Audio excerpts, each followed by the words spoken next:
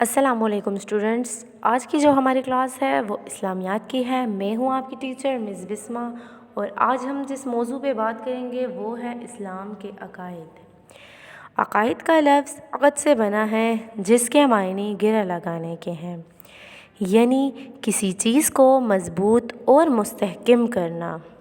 عقائد سے مراد یہ ہے کہ کسی بات کو سچے دل و دماغ سے ماننا، اس پر یقین کرنا اور زبان سے اس کا اظہار کرنا۔ عقائد کے لیے ایمان کا لفظ بھی استعمال ہوتا ہے۔ اسلام کے بنیادی عقائد 5 ہیں، جن کو اسلامی عقائد اور اجزائے ایمان بھی کہتے ہیں۔ ان تمام عقائد کو ماننا اور ان پر یقین رکھنا بہت ضروری ہے، کیونکہ ان میں سے کسی ایک سے انکار یا اس میں شک انسان کو اسلام کے دائرے سے باہر نکال دیتا ہے اور وہ انسان مسلمان نہیں کہلاتا۔ جیسا کہ اللہ تعالیٰ فرماتا ہے، اور نیکی یہ ہے کہ آدمی اللہ تعالیٰ پر، فرشتوں اور رسولوں پر، آسمانی کتابوں پر اور آخرت پر ایمان لائے۔ اسلام کے بنیادی عقائد 5 ہیں، وہ ہے نمبر 1 ہے اللہ تعالیٰ پر ایمان، نمبر 2 ہے فرشتوں پر ایمان، نمبر 3 ہے رسولوں پر ایمان، نمبر 4 ہے ہمارے پاس آسمانی کتابوں پر ایمان، نمبر 5 ہے آخرت پر ایمان۔ ان کی تفصیل مندرجہ ذیل ہے۔ سب سے پہلے جو ہم پڑھیں گے وہ ہے اللہ تعالیٰ پر ایمان۔ اللہ تعالیٰ پر ایمان کا مطلب یہ ہے کہ اللہ تعالیٰ ایک ہے، صرف اسی کی عبادت کی جائے اور کسی کو اس کا شریک نہ ٹھہرایا جائے، اور اس بات پر پختہ یقین کیا جائے کہ اللہ تعالیٰ نے ہی دنیا کی ہر چیز پیدا کی ہے۔ یہ اونچے اونچے پہاڑ، سورج، چاند اور ستارے سب اسی نے پیدا کیے ہیں۔ وہ ہر جگہ ہے اور ہر وقت موجود ہے۔ وہی زندگی اور موت کا مالک ہے۔ وہی ہے جو ساری کائنات کو رزق عطا کرتا ہے۔ سارے جہان کا انتظام اسی کے ہاتھ میں ہے۔ اس کا کوئی مددگار اور شریک نہیں۔ وہ تمام خوبیوں کا مالک ہے۔ وہ ہر طرح کے عیب سے پاک ہے۔ وہ ہمیشہ سے ہے اور ہمیشہ رہے گا۔ ایک دن یہ دنیا ختم ہو جائے گی، لیکن اسی کی واحد ذات ہے جو باقی رہے گی۔ اب نمبر 2 ہم پڑھیں گے فرشتوں پر ایمان۔ فرشتوں پر ایمان لانے سے مراد یہ ہے کہ پختہ یقین کیا جائے کہ فرشتے اللہ تعالیٰ کی مخلوق ہیں، جو اللہ تعالیٰ نے نور سے پیدا کیے۔ یہ اللہ تعالیٰ کے حکم کے پابند ہیں اور گناہوں سے پاک ہیں۔ اللہ تعالیٰ کے حکم کے تحت مختلف خدمات سر انجام دیتے ہیں اور یہ ہر وقت اللہ تعالیٰ کی عبادت میں مصروف رہتے ہیں۔ فرشتے ہماری طرح کھاتے، پیتے اور سوتے جاگتے نہیں۔ وہ انسانی ضرورتوں سے پاک ہیں۔ اللہ تعالیٰ نے انہیں جن کاموں پر لگا رکھا ہے، انہی کاموں میں لگے رہتے ہیں، ایک لمحہ بھی غافل نہیں ہوتے۔ اللہ تعالیٰ نے بے شمار فرشتے پیدا کیے ہیں۔ 4 مشہور فرشتے اور ان کی کچھ ذمہ داریاں ہیں۔ سب سے پہلے فرشتے ہیں حضرت جبرائیل علیہ السلام۔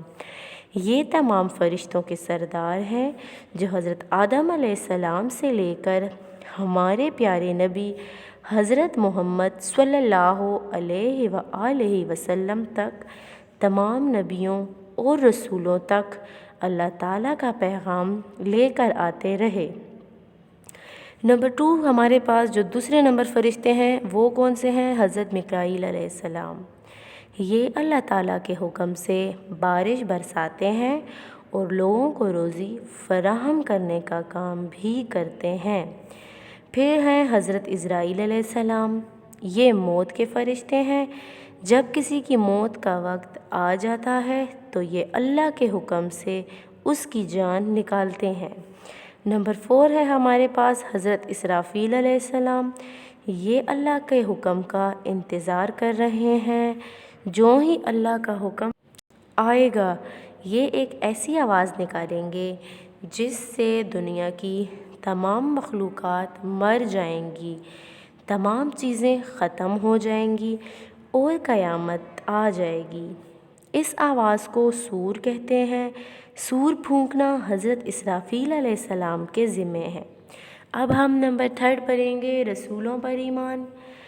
رسولوں پر ایمان لانے کا مطلب یہ ہے کہ اس بات کا یقین کیا جائے کہ اللہ نے انسانوں کی رہنمائی اور ہدایت کے لیے نیک اور پاکیزہ انسان اس دنیا میں بھیجے۔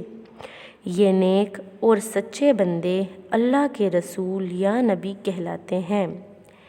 اللہ تعالیٰ کی طرف سے بھیجے گئے رسولوں اور نبیوں کی تعداد تقریباً 1,24,000 ہے، جنہوں نے اللہ تعالیٰ کے پیغام کو انسانوں تک پہنچانے کا کام پوری ذمہ داری کے ساتھ انجام دیا، جیسا کہ اللہ تعالیٰ کا فرمان ہے، اور یقیناً ہم نے ہر امت میں رسول بھیجا۔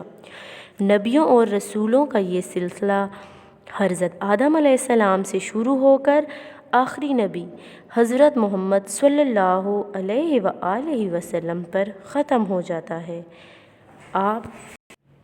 قیامت تک کوئی نبی نہیں آئے گا۔ آپ صلی اللہ علیہ وسلم قیامت تک کے لوگوں کے لیے ہادی و رہنما بنا کر بھیجے گئے ہیں۔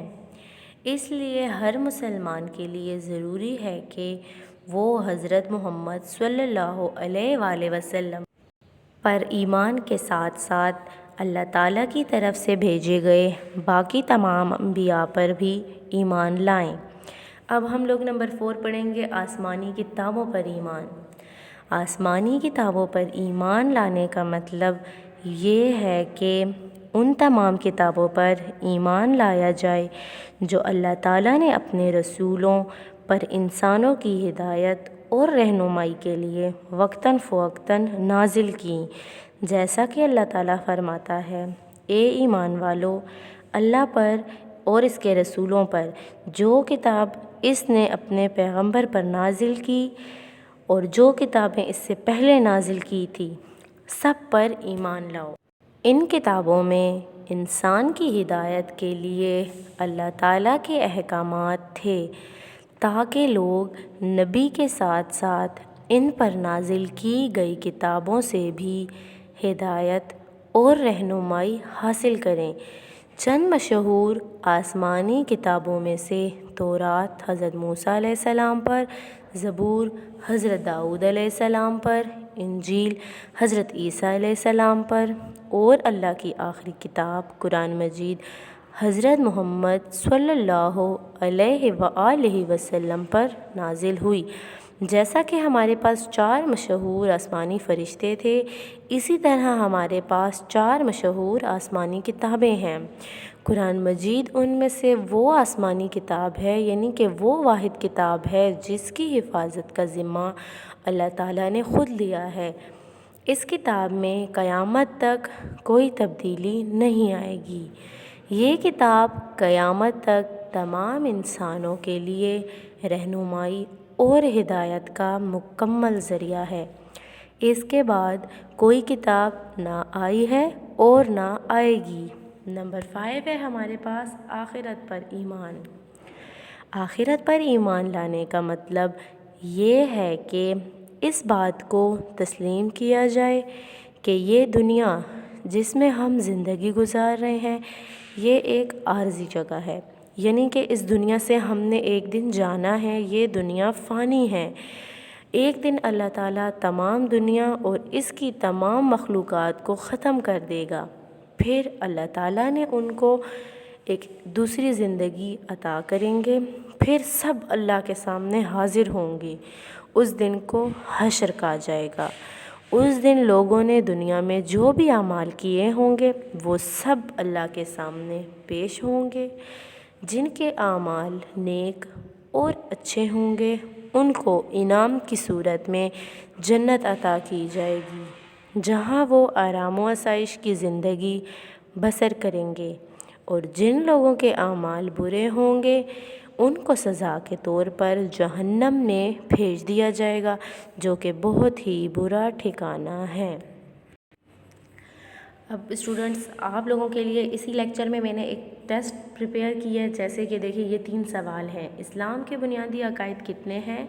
دوسرا سوال ہے 4 مشہور فرشتوں کے نام لکھیں، اور تیسرا ہے 4 مشہور آسمانی کتابوں کے نام لکھیں۔